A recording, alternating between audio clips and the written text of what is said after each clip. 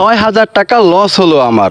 আমি প্রায় ১ বছর ধরে ব্যবসা করতেছি, তবে এর আগে কখনোই আমার এত লস হয় নাই। আলহামদুলিল্লাহ আমার বরাবরই লাভ থাকে, তবে এবার আবহাওয়া খারাপ থাকার কারণে আমার লস হয়েছে ৬,০০০ টাকা। আপনারা সবাই জানেন কয়েকদিন আগে একটা বন্যা হয়েছে এবং বন্যার কারণে প্রায় ৩ দিন ধরে আমাদের এলাকায় বিদ্যুৎ ছিল না, যার ফলে কিন্তু আমি এই সমস্যার সম্মুখীন হয়েছি।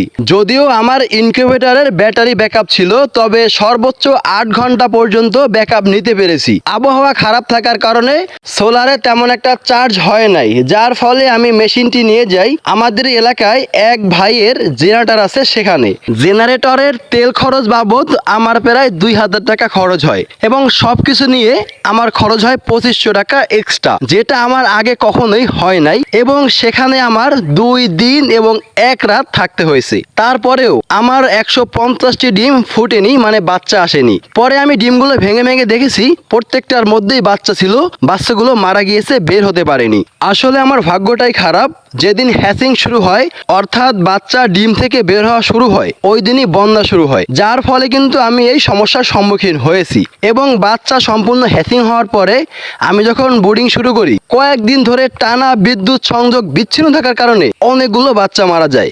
আমার সর্বমোট ৪০০-র মতো বাচ্চা ডিম থেকে বের হয়, কিন্তু কয়েকদিন বিদ্যুৎ না থাকার কারণে আমার আরও ১৫০টি বাচ্চা ওখান থেকে মারা যায়, যার ফলে কিন্তু আমি মোটামুটি একটি বড় ধরনের লসের সম্মুখীন হই কোয়েল পাখির বাচ্চা থেকে।